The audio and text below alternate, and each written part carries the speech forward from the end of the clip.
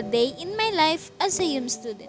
Hey guys, it's Jency Madam back again for another mini vlog. So for today's video ay last day na ng aming fun fair.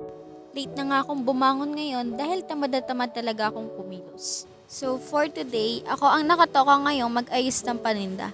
Oo nga pala guys, meron kaming maliit na sari-sari store dito sa aming bahay. Pinauna ko na ulit ang aking mga groupmates sa school para mag-ayos at mag-set up ng mga gagamitin namin.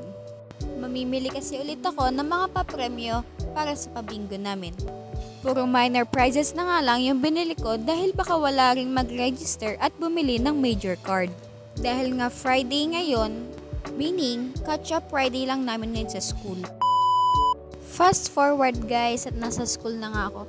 Nagkaroon lang kami ng group activity na kung saan ipapakita mo kung paano mo pinapahalagahan ng iyong pamilya.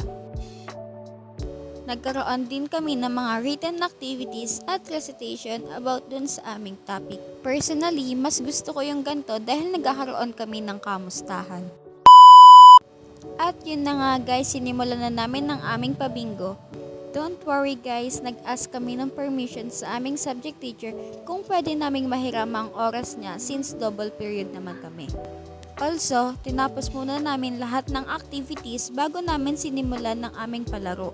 As president, sinigurado kong lahat kami ay nakatapos at nakagawa ng activity bago namin simulan ang palarong ito. Nakakatuwa lang dahil kahit sa maliit na papremyo, ay tuwang-tuwa naman sila kapag nananalo.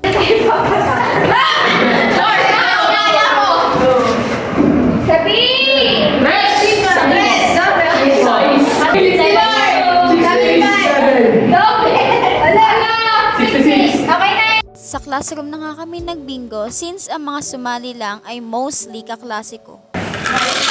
May namumuro na ba? Sabi! Shete! Salamat sa Diyos at nakaraos kami sa aming 3-day fun fair. Pasasalamat din ang aming ipinapaabot sa mga sumali, nakiisa at nakisaya sa aming mga palaro. Asahan niyong ang perang aming nalikom mula sa aming palaro ay ibibili namin ng mga cleaning materials para sa banyo ng UMS.